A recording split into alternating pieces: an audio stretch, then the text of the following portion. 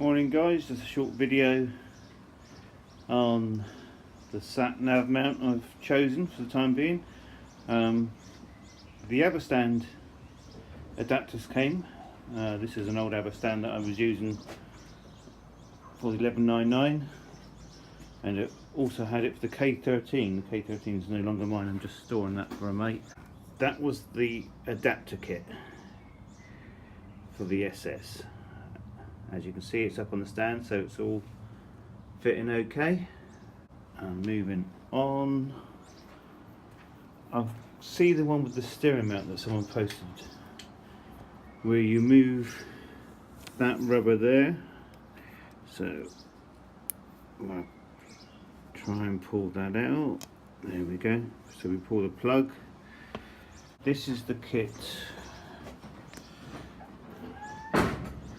I brought for this one. Fork stem attachment with a 13.3 to 14.7, and hopefully that is going to fit. That is the stem mount, and I'm guessing you just push it in and then tighten up on the bolt, and that expands that like a raw bolt.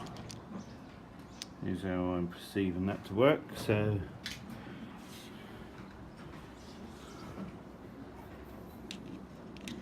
you push that in like so, and then I'm going to try and tighten that up. Okay guys, I tightened that up using the number 6 Allen key, and that seems to be in it really tight. Now to see what mounts I've got to mount my sat nav and where to wire. So okay guys, I've removed 2 fixings to release this back trim, which is all I think I'm going to need. One here, and then there's another one up near the headstock, and then the trim itself slides it into grooves along this edge and in the front, so you need to lift and then pull back to release, and you can see the grooves there. And I don't know what yeah, I think you can just about see that. And then on the leading edge there's those little tags as well, so you need to pull them back, otherwise you'll end up snapping them off. And I think that will give me more than enough room down inside there to lose my cabling. And on these Garmin's there's, well, I think there's 3 leads. It's crazy. One's a power lead, one's a USB lead for something, I'm not quite sure what, and there's something else where you see when I start doing the cradle install.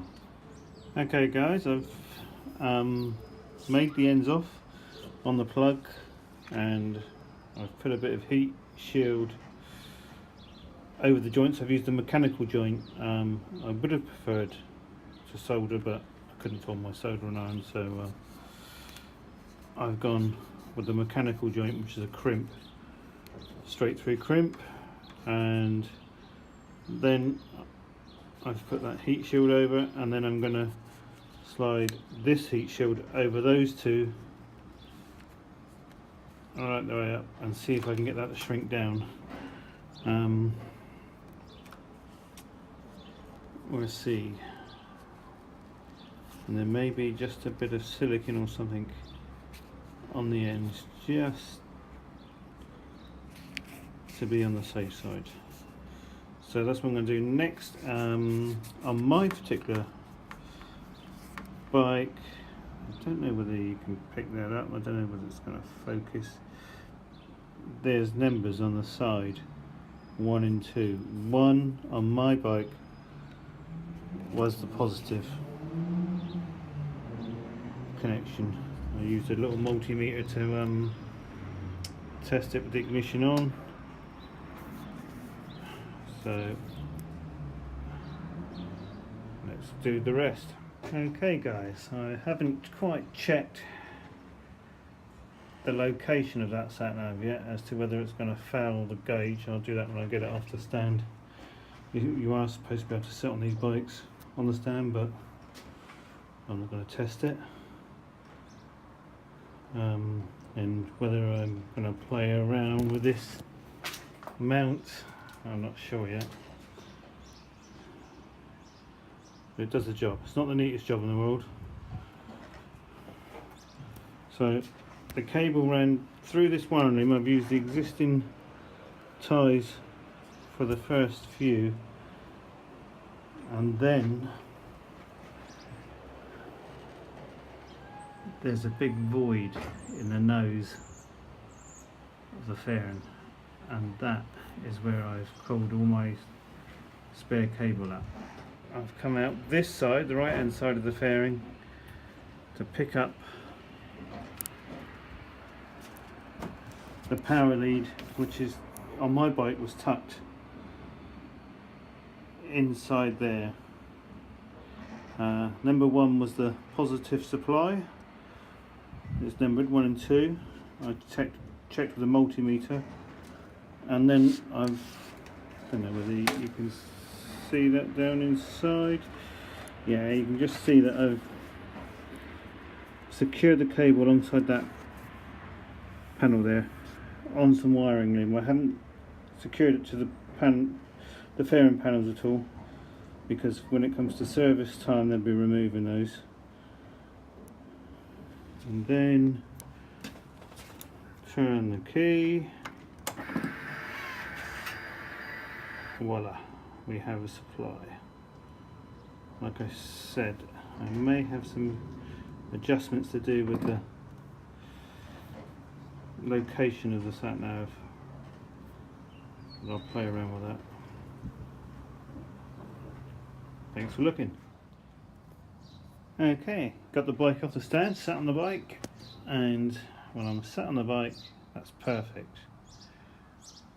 I could probably go up a little bit higher if I wanted to, but I'm also aware that there could be a glare then, so I might just have to play around with it when I'm on it for that. But as far as the clock's concerned, no problems at all. That's good. I've put all the trimming back on. You can't see any of that wiring now that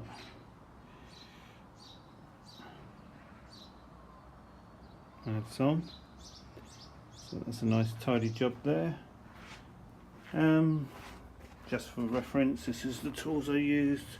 Few little cable ties, heat shrink just to give it some weatherproofing, pair of side cutters, number 6 Allen key to remove the trims. Don't need to remove the fairings, I had no problems at all with access for that.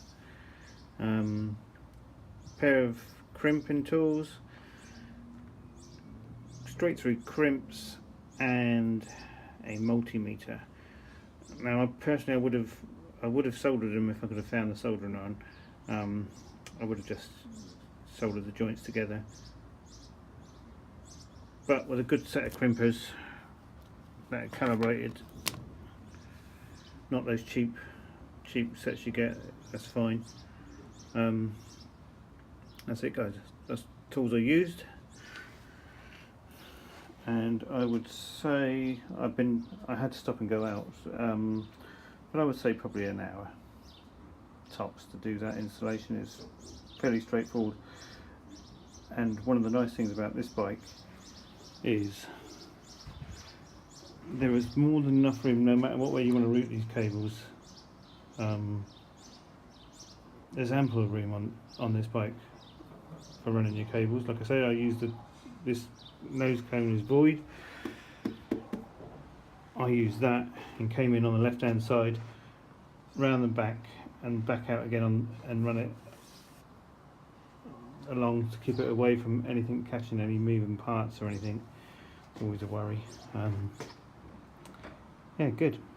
Like I say, the only thing that I'm probably not sure about is the mount. This is nice, the extra bit that goes into the risers, but then I've got that horrible black arm there. But it does the job. I may change that at a later date. I mean, I was looking at trying to fix something on this plate, drill and nut and bolt this plate and put a bracket on it, so the sat nav, but I think there isn't the room where the fairings are small. That I was worried it was going to fail the clocks because there isn't a lot of room there. It would be here somewhere. That may be something I'll look at later day, just so that you don't have to take your eyes off the road when you're looking at the sat nav too long. That's why I'm not keen on anything down on that mountain there, but each to their own really. That's just my personal preference. It was useful, guys. Nice easy job. Definitely don't need to get the dealers to do something like this. It's, you know, you're wasting your money. Cheers. One mistake I made was it was a number 4 Allen key for the trims, and I used a number 6 for the bar riser mount. Sorry guys.